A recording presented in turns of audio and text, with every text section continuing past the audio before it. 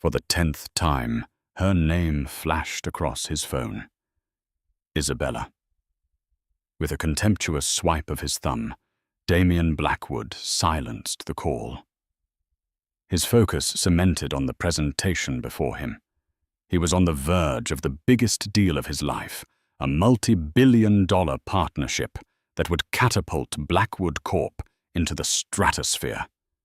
He couldn't be bothered with his wife's trivialities, what the housekeeper needed, or a problem with the caterer for one of her charity luncheons. He saw her as a beautiful, quiet accessory to his life, a masterpiece he'd acquired but rarely stopped to admire. He believed he was securing his future in that boardroom, never imagining that the woman he was so carelessly ignoring held the absolute power to shatter his world with a single sentence. What happens when the world's most underestimated wife decides she's done being invisible? The silence in the penthouse was a living entity. It breathed in the vast empty spaces between the minimalist Italian furniture and clung to the cold floor-to-ceiling windows that overlooked Central Park. For Isabella Rossi Blackwood, this silence was the soundtrack of her marriage. It was a silence paid for by her husband's relentless ambition, a quiet curated by a staff she rarely saw, and a loneliness she had learned to wear like a bespoke Chanel jacket, impeccably tailored and hiding everything underneath. She held her phone, the screen dark, her reflection looking back at her. Her call log showed 11 attempts to reach her husband, Damien. 11 calls sent into the void. Each one had been more urgent than the last. She had started the day with a simple text. Damien, I need to speak with you urgently. It's about my grandfather. No reply. An hour later, she called. The call went to voicemail after 2 rings, a clear, deliberate rejection. She tried again. Same result. Her calls became more frantic as the morning wore on. The news from the family estate in Geneva wasn't just bad. It was seismic. It was a world-altering event that required her, and by extension, her husband, to act. But Damien was unreachable, cocooned in the world that mattered to him, the world of power, money, and prestige. Inside the glass-walled conference room of Blackwood Corp, Damien was at the peak of his power.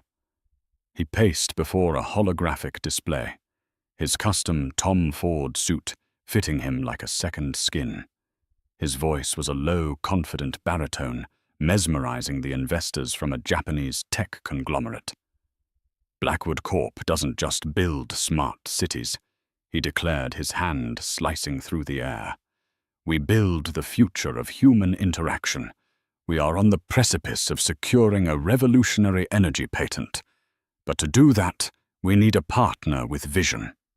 A partner with legacy. His phone buzzed on the polished mahogany table. Isabella. Chloe Sterling, his sharp, ambitious vice president, noticed his glance. Her red dress was a slash of color in the otherwise monochromatic room. Everything all right, Damien? She murmured her voice, just for him. He waved a dismissive hand, not breaking eye contact with the lead investor. Just my wife. Probably a crisis over the color of the new hydrangeas for the garden. Chloe's lips curved into a smirk. She had always viewed Isabella as a relic, a beautiful but useless artifact from an older world.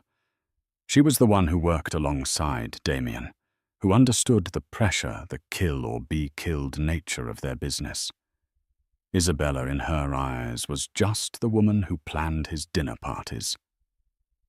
Some of us deal with empires, others with flower beds. Chloe whispered her comment, a drop of poison meant to bond them together in their shared superiority. Damien's chest puffed out slightly. He loved that. He loved being seen as the man who dealt in empires. It was the identity he had constructed for himself brick by painstaking brick. He had come from nothing, a scholarship kid who'd clawed his way to the top. He had married Isabella Rossi 7 years ago, enchanted by her quiet grace and the aura of old-world European class that clung to her. He hadn't known the extent of her family's wealth. The Rossi name was respected, but notoriously private. He just knew she was the perfect elegant piece to complete the picture of Damien Blackwood, the self-made titan. He had provided her with a life of unimaginable luxury. What could she possibly need from him so urgently? Whatever it was, it couldn't be more important than this deal. Nothing was more important than this deal. This deal was his ticket to the inner circle, the rarefied air inhabited by the Rockefellers and the Vanderbilts of the modern age. And the key to that world was the Metropolitan Legacy Gala that evening. It wasn't just the biggest charity event of the year. It was a hunting ground. The gala was sponsored by the Ethelgard Foundation, a notoriously private and powerful philanthropic organization. For months, Damien had been trying to get a meeting with its leadership. The foundation was sitting on the very energy patent he needed, a revolutionary technology they had acquired, and were looking for the right corporate partner to develop. The head of the foundation was a complete enigma, known only by the initials AR. No one had ever seen them in public. Tonight, AR was rumored to be making their first public appearance. Securing even 5 minutes with this person would be the coup of a lifetime. It would validate everything he had ever worked for. He silenced his phone again, the vibration a minor annoyance, and turned his full charismatic attention back to the investors. Gentlemen, Blackwood Corp is not just an investment. It is a dynasty in the making. Back in the silent penthouse, Isabella put her phone down. The 11th call had been answered not by Damien, but by his voicemail. A cold, automated voice for a cold, automated life. She walked over to the window, her hand resting on the cool glass. The view of the city was dizzying, a concrete jungle of ambition and dreams. It was Damien's world. He had brought her here, installed her in this gilded cage, and then promptly forgotten she had wings. A tear, hot and sharp, traced a path down her cheek. It wasn't a tear of sadness, but of fury. The news from Geneva had settled in her bones, a heavy, cold weight. Her grandfather, Alessandro Rossi. The patriarch, the titan. The man who had built a quiet empire based on integrity and innovation had passed away that morning. He was the founder and silent chairman of the Ethelgard Foundation. His final letter to her, delivered by his solicitor via a secure channel, had been clear. With his passing, the full responsibility, the title of chairwoman and the control of its vast resources now fell to her. She was AR, Alessandra Rossi, the name she used in that world, a tribute to her grandfather. He had been preparing her for this her entire life, not with business lessons, but with lessons in character, in empathy, in seeing the value of people over profit. Her urgent calls to Damien hadn't been about a family tragedy in the abstract. They had been a final test, a final hope that the man she had married, the man she had once loved, would be her partner in this monumental transition. She had wanted to tell him to face this new chapter with him, but he hadn't answered. He had dismissed her grief, her inheritance, her entire identity as an inconvenience. She wiped the tear away with the back of her hand. Her expression hardened. The quiet, graceful wife was gone, replaced by the woman her grandfather had raised her to be. Damien wanted to meet the head of the Ethelgard Foundation. Fine. He would get his wish. She turned from the window and walked toward her dressing room, a place Damien called her sanctuary, but which had always felt more like a beautifully decorated prison cell. Tonight its doors would open and she would walk out, not as Mrs. Blackwood, but as herself. And the world, especially her husband, was about to find out exactly who that was. Damien's energy was electric as he burst through the penthouse doors late that afternoon. The deal with the Japanese investors was provisionally signed contingent on one thing securing the Ethelgard patent. The Gala was no longer just an opportunity, it was the final battlefield. Isabella. He called out, his voice echoing in the marble foyer. He loosened his tie, his mind already racing, planning his approach, his pitch, his conquest. We need to leave in 2 hours. I had a dress sent over from Dior. It's in your dressing room. Black. Sophisticated.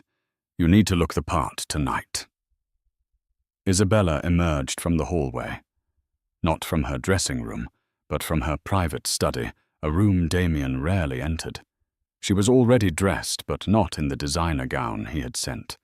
She wore a simple, elegant silk blouse and tailored trousers. Her hair was pulled back, and she was holding a leather-bound folio. Her face was serene, but her eyes held a new, unfamiliar light. It was a cold, clear light, like a winter dawn. "I won't be wearing the Dior Damien," she said, her voice even and calm. It was a stark contrast to his frenetic energy.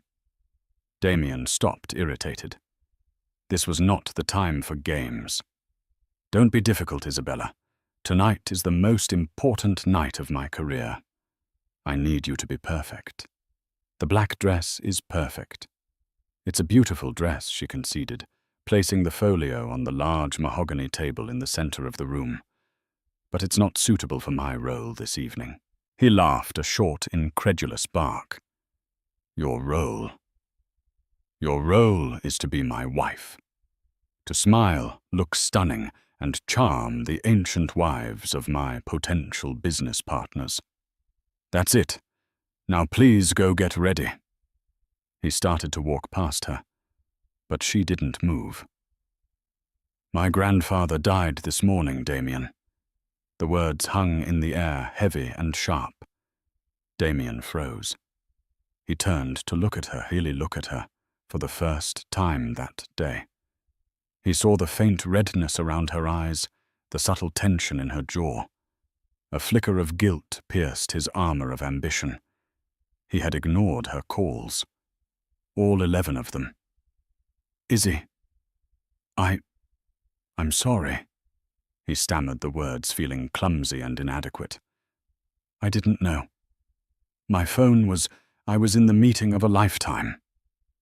"I know," she said, and the simple affirmation cut deeper than any accusation. "You always are." He ran a hand through his perfectly styled hair, his mind trying to recalibrate. A death in the family. This was a complication. Okay.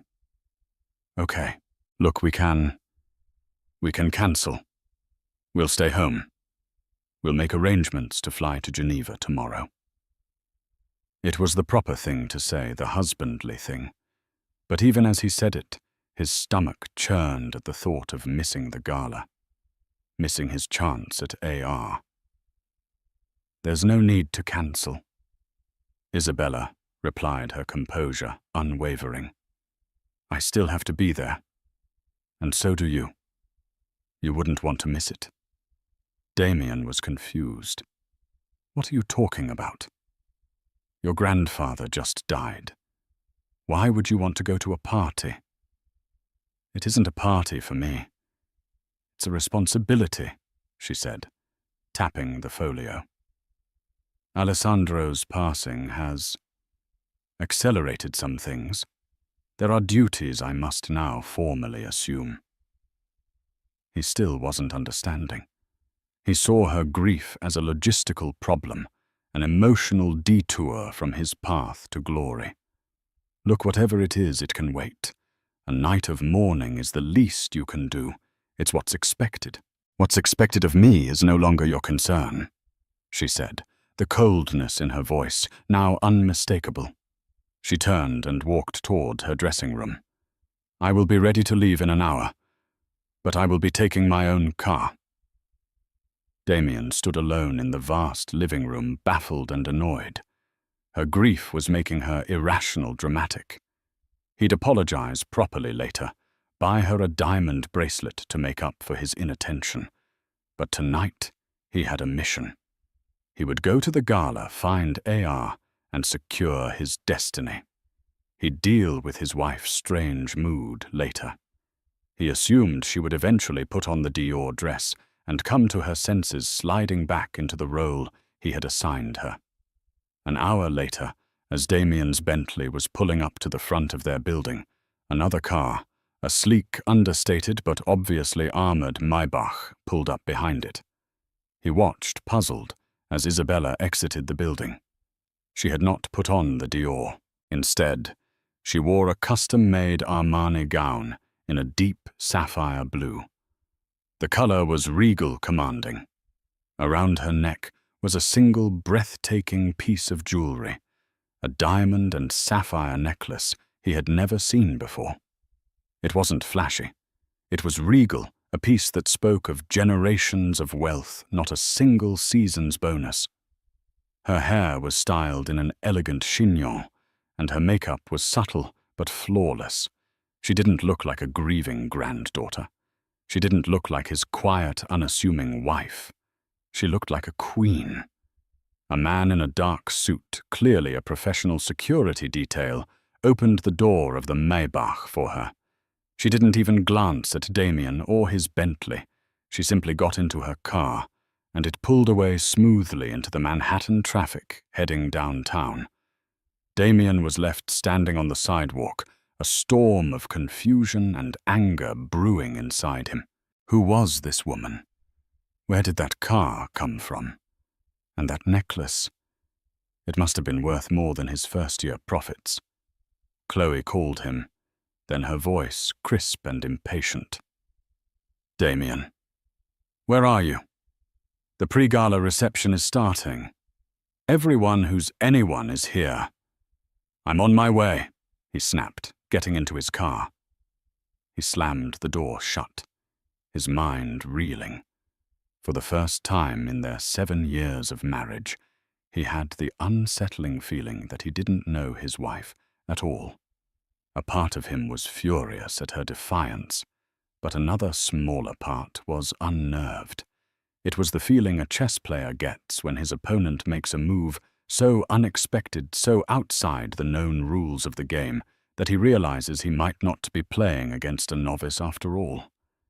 He pushed the thought aside. He had more important things to worry about. He had to find AR. His entire future depended on it. The Carlisle Hotel was transformed. A river of black-tie guests flowed up the grand staircase, their diamonds and laughter echoing in the gilded hall. This was Damien's natural habitat. He moved through the crowd with the predatory grace of a shark, a glass of champagne in one hand, his eyes scanning, assessing hunting. Chloe, a vision in emerald green, was at his side. The CEO of Omnicorp is by the bar, she murmured.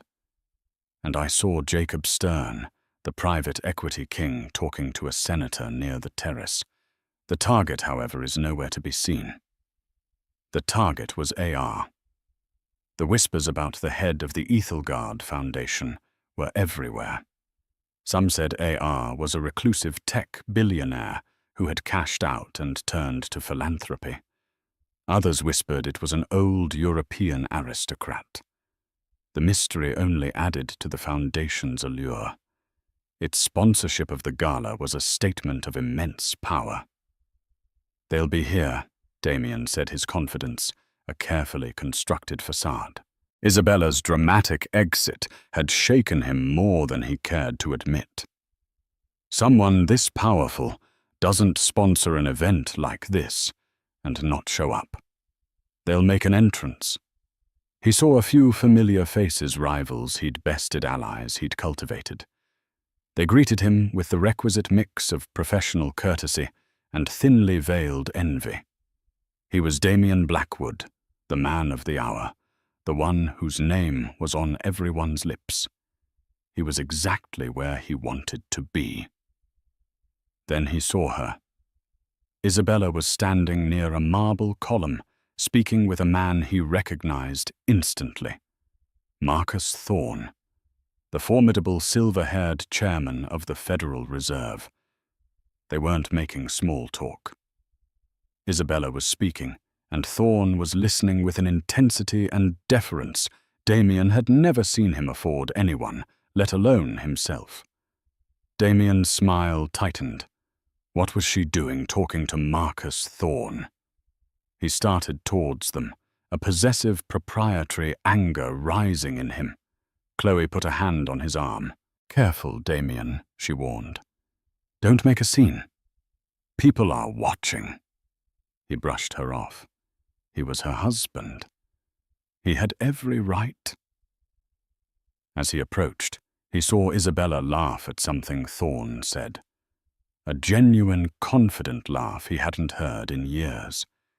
She looked radiant, poised, and utterly at ease in this world of power he thought was exclusively his. "Isabella, darling," he said, his voice a little too loud, forcing his way into the conversation. He placed a hand on the small of her back, a gesture of ownership. "I was wondering where you'd gone." Isabella didn't flinch. She simply turned her head slightly, her sapphire eyes meeting his.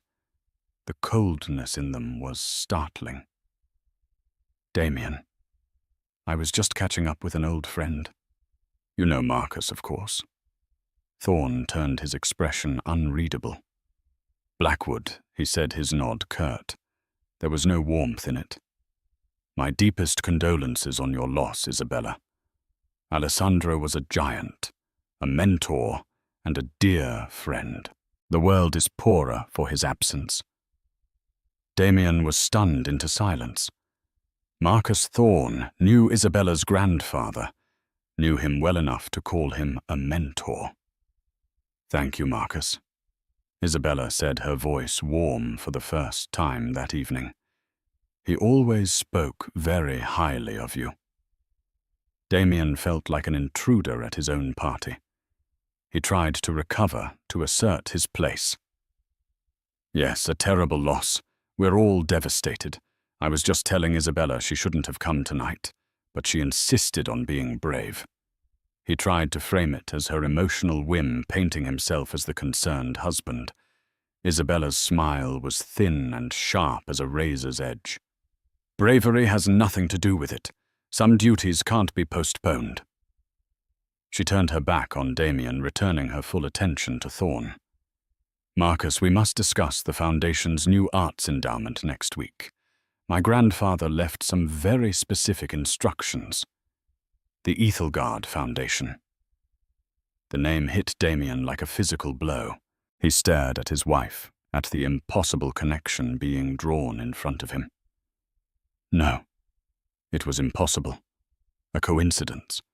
She must be on one of the Foundation's junior boards, a position he'd probably secured for her years ago and forgotten about. A little charity work to keep the wives of important men busy. That had to be it. Thorne nodded. "Of course, Madam Chairwoman. My office will be at your disposal." Madam Chairwoman. The words echoed in the sudden roaring silence of Damien's mind. He felt the blood drain from his face. Chloe had come up behind him, having heard the entire exchange. Her perfectly made-up face was a mask of disbelief. Isabella finally turned to face them both.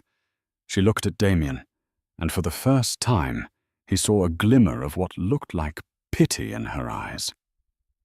"Damien, you look pale," she said, her voice devoid of all emotion. "Perhaps you should get some air." She then looked at Chloe, her gaze sweeping over the other woman from head to toe. It was not a jealous glare, but something far more chilling, a dismissal. It was the look one gives to a piece of furniture that is about to be replaced. Without another word, Isabella excused herself from Thorne, and glided away into the crowd which seemed to part for her as if by magic. Heads turned. Whispers followed in her wake. She wasn't just another beautiful woman in a designer gown anymore. A palpable aura of power now surrounded her, an invisible current that Damien, for all his ambition, had never been able to generate. Chloe finally spoke, her voice a strained whisper. What the hell was that, Madam Chairwoman? It's a mistake. It has to be. But Damien knew it wasn't. The pieces were slotting together in his mind with horrifying speed. The secrecy of her family. The calls he ignored. The Maybach. The necklace. Her strange confidence. Her words. It's not suitable for my role this evening. He had spent months, poured millions into research and lobbying, trying to get the attention of the mysterious AR. He had fantasized about this meeting, about the moment he would finally stand face to face with the person who held the key to his empire. All this time he had been sleeping next to them. He had ignored their calls. He had told them what to wear. He had treated them like a decorative object. The room suddenly felt hot, suffocating. The champagne in his hand tasted like ash. He watched his wife across the room now in conversation with a senator and a tech CEO he'd been trying to meet for a year. They were all listening to her. She was the center of that universe, and he was on the outside looking in for the very first time. The hunter had just realized he was the prey. The hum of the crowd began to quiet as David Calloway, the city's beloved philanthropist and the evening's master of ceremonies, tapped the microphone on the grand stage. A cascade of light from the chandeliers above bathed the ballroom in a warm golden glow. Damien stood frozen in place, a statue of dread amidst the sea of oblivious elites. Chloe was beside him. Her earlier confidence shattered, replaced by a nervous, predatory stillness. Ladies and gentlemen, thank you all for being here tonight. Calloway's voice boomed rich and inviting. Your generosity tonight will change the lives of thousands of children at the New York Children's Hospital. We have shattered all previous fundraising records, and that is thanks in no small part to the unprecedented, truly historic contribution of our main sponsor. A ripple of intrigued murmurs went through the room. This was the moment everyone had been waiting for. Damien's heart hammered against his ribs. He felt a desperate, insane hope that he had misunderstood everything, that it was all a bizarre, cruel coincidence, that Madam Chairwoman was an honorary title for some minor subcommittee. His entire world was balanced on the edge of a knife, and Calloway was about to let it drop. For years, the Ethelgard Foundation has operated with quiet dignity and profound impact, guided by the vision of its late founder, Alessandro Rossi. Calloway continued. The name Rossi hung in the air. A few people in the crowd who knew the connection turned to look at Isabella, who was now standing near the front of the stage, her posture one of perfect regal calm. Most, however, were still oblivious. Damien felt Chloe's sharp nails dig into his arm. Rossi, she hissed. That Rossi Damien couldn't speak. His throat was dry, his mind a maelstrom of denial and terror. Alessandro was a force of nature, a man who believed that true wealth is measured not by what you accumulate, but by what you contribute. Calloway went on, his voice filled with genuine reverence. He shaped our world from the shadows, seeking no credit, only progress.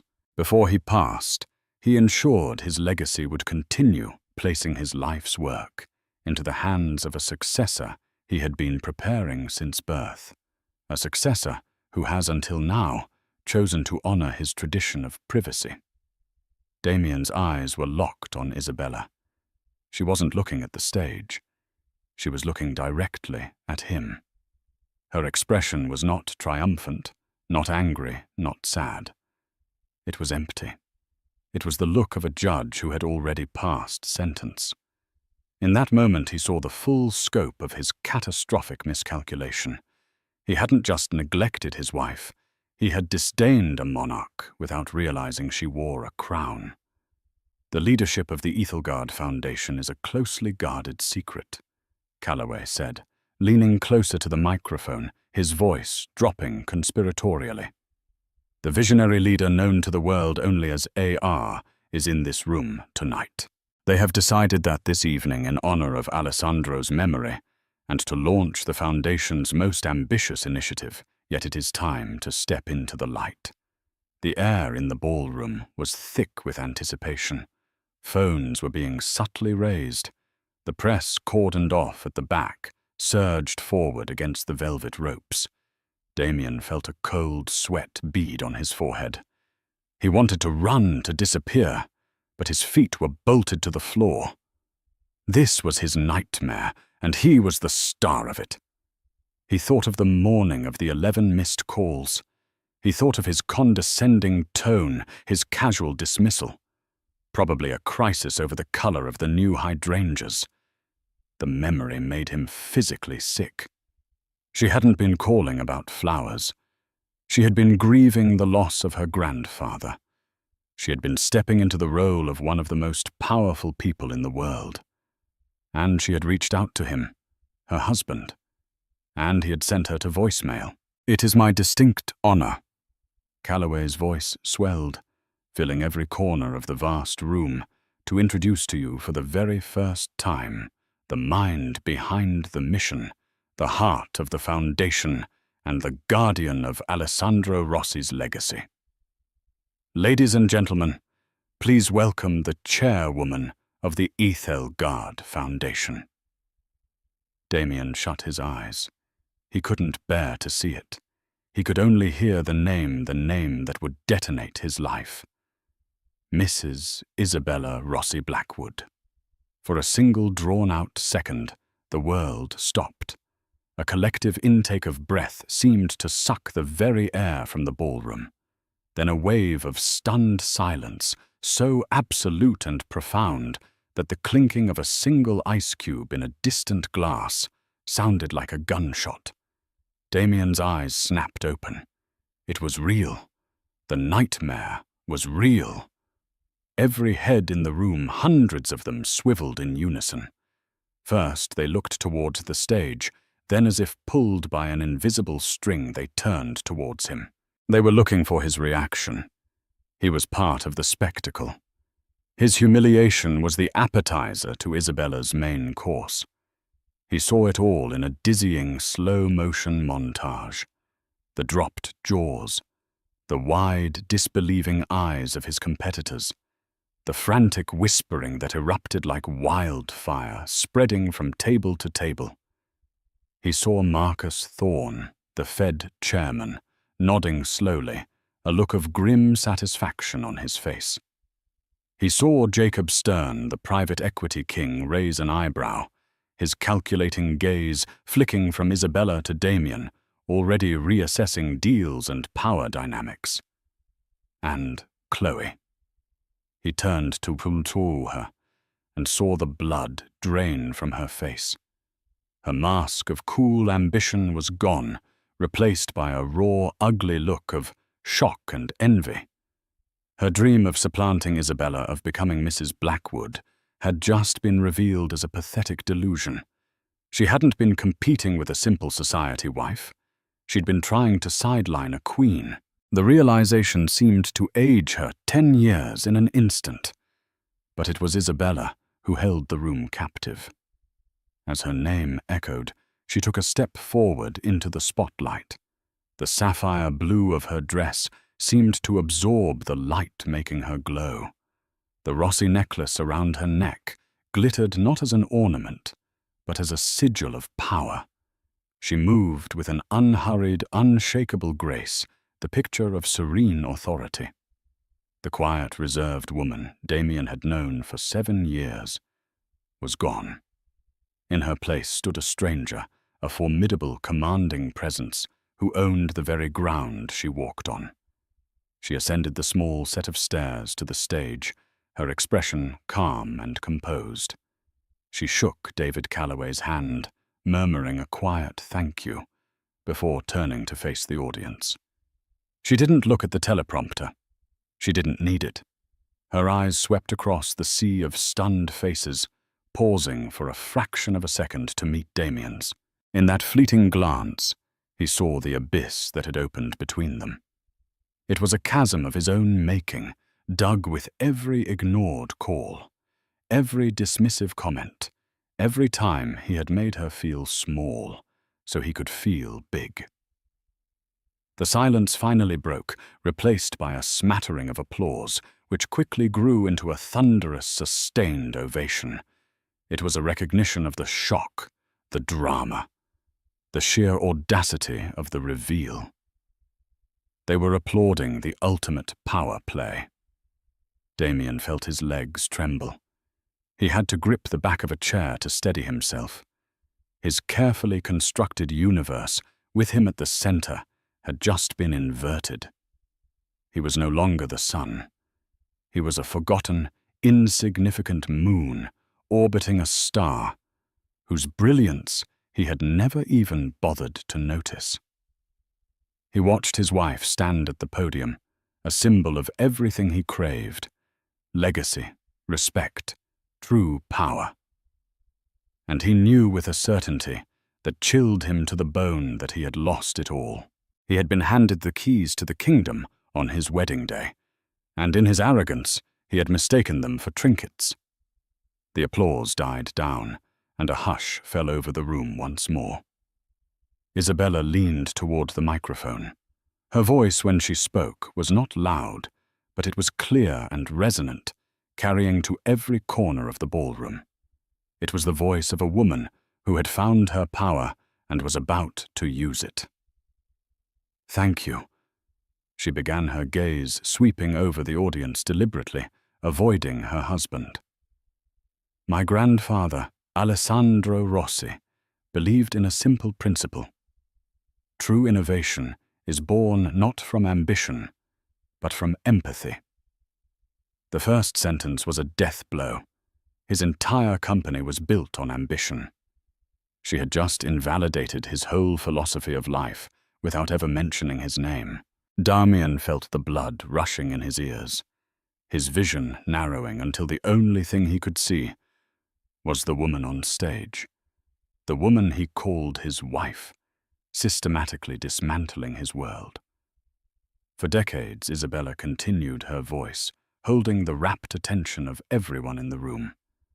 The Ethelgard Foundation has worked to identify and nurture technologies that serve humanity first and profit second.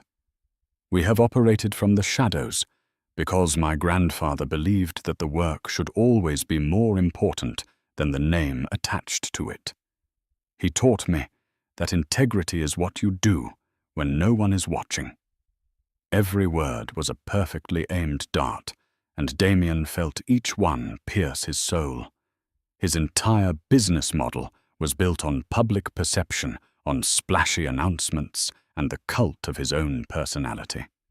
He lived for the spotlight, for the watching eyes. "Tonight we are stepping out of those shadows for a singular purpose," she announced. In his final directive, my grandfather entrusted the foundation with the stewardship of a revolutionary clean energy patent, a technology with the potential to reshape our world, to heal our planet, and to democratize power for generations to come. This was it, the patent Damien had been willing to kill for. He watched, helpless, as she spoke of it with an easy familiarity, the way he might talk about a minor corporate acquisition. This technology is too important to be entrusted to a partner driven solely by market share or stock price. Isabella declared, her gaze now sweeping across the CEOs and investors in the room. "It requires a partner whose values align with our own. A partner who understands that legacy is not about the buildings you erect, but the foundations you lay for others. A partner who listens, who respects and who values partnership, not as a means to an end, but as a sacred trust. The subtext was so loud, it was practically a scream. She was talking about him. She was telling the entire world, everyone he had ever wanted to impress, that he was unworthy. She was not just rejecting his business. She was dissecting his character and finding it wanting on a global stage. She then announced the Foundation's plan. They would not be selling the patent to a single corporation. Instead, they were opening a multi-billion-dollar innovation grant, inviting companies from around the world to collaborate in an open-source development initiative.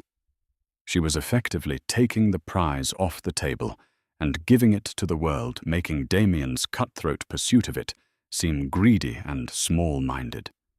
Her speech ended with a tribute to her grandfather, her voice softening for the first time with genuine emotion. When she finished, the ballroom erupted. The applause was deafening, a genuine roaring tribute to her vision and power. As she stepped down from the stage, she was immediately swarmed. Marcus Thorne was the first to reach her, followed by a dozen of the most powerful people in the city, all clamoring for a moment of her time. Their business cards extended like offerings. Damien was an island in the middle of the chaos. People who had been fawning over him an hour ago now gave him a wide berth, their eyes filled with a mixture of pity and morbid curiosity. He had become a pariah in his own kingdom. Chloe had already vanished. She knew a sinking ship when she saw one. He had to get to her. He pushed through the crowd, his apologies and excuses ignored. He finally broke through the circle of admirers and stood before his wife. "Isabella," he said, his voice hoarse.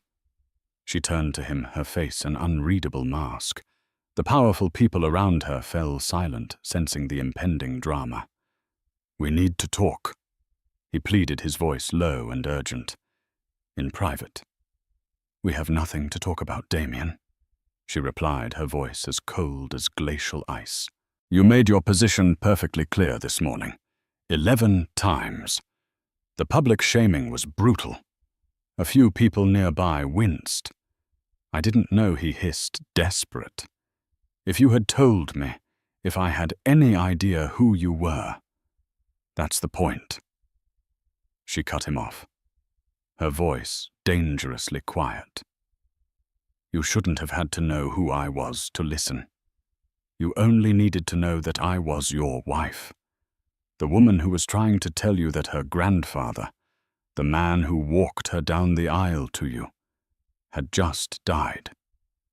But that wasn't important enough for you. The deal was, your ambition was." The truth of her words hit him with the force of a physical blow. It wasn't about the money or the power he had missed out on. It was about this fundamental human failure. "I'm sorry," he whispered the words, feeling pathetic and hollow. "Izzy, please. Let's go home. We can fix this." She gave a small, humorless laugh. "Fix this, Damien. You don't fix a shattered vase. You just sweep up the pieces. And you," she said, her eyes boring into his, "are no longer welcome in my home." She turned her back on him, then giving her full attention to Marcus Thorne, dismissing him as completely and utterly as he had dismissed her calls. The circle of power closed around her, pushing Damien out, leaving him utterly and completely alone in the center of the crowded room. His empire and his marriage turning to dust around him. The fallout was not a wave, but a tsunami. It began the moment Damien stumbled out of the Carlisle, the echoes of applause for his wife, a roaring torment in his ears. The usual phalanx of paparazzi and society reporters paid him no mind, their lenses and questions, all aimed at the hotel's grand entrance, waiting for another glimpse of the woman who had just redrawn the city's entire power map. Damien Blackwood, the man who lived for the camera's flash, had become invisible. His driver, a man who typically leaped out to open the door, simply watched him approach, his expression a careful blank. The ride back to the penthouse was a journey through a silent personal hell, the city lights blurring into streaks of condemnation against the tinted windows. When he arrived, the cavernous apartment felt different. The silence that had once been a symbol of his sterile control was now accusatory, amplifying his solitude. He walked through the marble halls, his footsteps echoing like a judge's gavel. He went to Isabella's dressing room, a space he had always considered a frivolous indulgence. He saw the black Dior gown he had sent for her, still hanging in its garment bag. It looked like a funeral shroud. On the vanity table, a single object was placed in the center, her wedding ring. Next to it was the simple gold band he had given her. The diamonds of her engagement ring glittered under the recessed lighting, looking cold and sharp. The message was absolute. Their marriage wasn't just broken. It had been formally dissolved in her heart long before any court would make it official. He slept for 2 hours in a guest room, a fitful, nightmare-plagued sleep, and awoke to the full fury of the world he had once commanded. His phone, which he had silenced for Isabella, was now a screaming, vibrating beacon of his own implosion. Hundreds of messages, alerts, and missed calls. The headlines were brutal. The Wall Street Journal ran a measured but devastating analysis titled Blackwood's Blind Spot, a crisis of character and governance. The tabloids were less kind. Blackwood blackballed by secret queen wife screamed one. His face was plastered everywhere, a portrait of arrogance moments before the fall, often next to a radiant, powerful image of Isabella on stage. Blackwood Corp's stock opened in a nosedive. The ticker was a river of red, washing away billions in market value before the first morning coffee was finished. The Japanese investors formally retracted their offer in a terse public statement before 9:00 a.m. His board summoned him, not to a meeting, but to a tribunal. He walked into the boardroom of the company he had bled. For the company he had built, from a single idea into a global force, and was met not with sympathy or even anger, but with the cold, dead-eyed pragmatism of men protecting their money. His allies of yesterday were his executioners today. The chairman of the board, a man Damien had personally installed, didn't even offer him a seat. The reputational damage is catastrophic. Damien, the chairman, stated, his voice devoid of emotion. Your personal life has compromised the fiduciary duty we have to our shareholders. Your judgment has been called into question in the most public and humiliating way imaginable. This is a private matter. Damien roared, his voice cracking. It has nothing to do with the company's performance. It has everything to do with it. A woman from the board, Eleanor Vance, countered coolly. You spent millions and months of corporate resources chasing a patent held by your own wife. You failed to perform the most basic due diligence. You were either grossly negligent or you were lying to this board. Which is it? Damien had no answer. He stood there exposed and powerless as they invoked clause after clause from his contract, systematically stripping him of his power. First, his role as chairman was suspended. Then an interim CEO was appointed effective immediately. By the end of the hour, he was escorted to his office by security to collect his personal belongings, as he boxed up a few photos and a single heavy award. He could see the new CEO, a man who had once been his subordinate, already directing people to change the nameplate on his door. He was erased. The empire he had constructed had devoured him. Meanwhile, Isabella was not celebrating. She had spent the night after the gala in a quiet suite at the plaza, a location her security team had prepared weeks in advance. She had known this confrontation was a possibility, a final terrible option if Damien proved himself to be the man she feared he had become. Her first call was not to her lawyers, but to the New York Children's Hospital, authorizing an immediate wire transfer of the gala's proceeds, plus a supplemental anonymous donation from her personal accounts that doubled the total. Her second call was to the head of her family's estate in Geneva to begin making arrangements for her grandfather's memorial. Her grief for Alessandro was a deep, steady ache, but it was now interwoven with a new grief for her marriage. She had loved Damien, or at least the man she believed him to be, the ambitious, driven young man who had seemed so full of promise. But she now understood that his ambition wasn't a fire that built things. It was a black hole that consumed them. It had consumed their love, his integrity, and finally his own creation. In the months that followed, their worlds diverged so completely, it was as if they had lived on different planets all along. Damien became a ghost. He holed up in a 5-star hotel, living off his severance package, a gilded prison where he could watch the world move on without him. He'd spend his days in a bitter alcohol-fueled haze, flipping through channels only to be confronted by Isabella's image. There she was, meeting with the UN Secretary General. There she was on the cover of Time magazine, lauded as a New Age philanthropist, reinventing the rules. There she was announcing the first recipients of the Ethelgard Clean Energy Grant, a consortium of innovative startups, including one led by a brilliant young scientist Damien had arrogantly dismissed a year prior. His attempts to reconnect with his old life were met with polite, impenetrable walls.